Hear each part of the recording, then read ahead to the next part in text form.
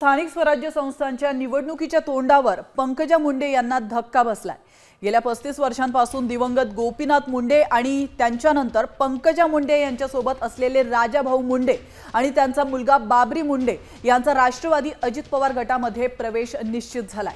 आमदार प्रकाश सोळंके यांच्या नेतृत्वात मुंबईमध्ये अजित पवारांची भेट घेऊन पक्ष प्रवेश निश्चिती झाली आहे। तर माजलगाव, धारूर, तेलगाव आणि वडवणी भागामध्ये मुंडे कुटुंबाचं राजकीय वजन आहे। मात्र पक्षातून डावललं जात असल्याने मुंडेंनी स्थानिक स्वराज्य संस्थेसाठी राष्ट्रवादी अजित पवार गटाचा पर्याय निवडल्याचं बोललं जात आहे। ऐन स्थानिक स्वराज्य संस्थेच्या निवडणुकीच्या तोंडावर हा पक्ष प्रवेश होत असल्याने पंकजा मुंडेंना मोठा धक्का मानला जातोय। आता isakal.com आहे देशातील नंबर 1 ची मराठी न्यूज वेबसाईट। प्रत्येक अपडेटसाठी isakal.com ला नक्की भेट द्या।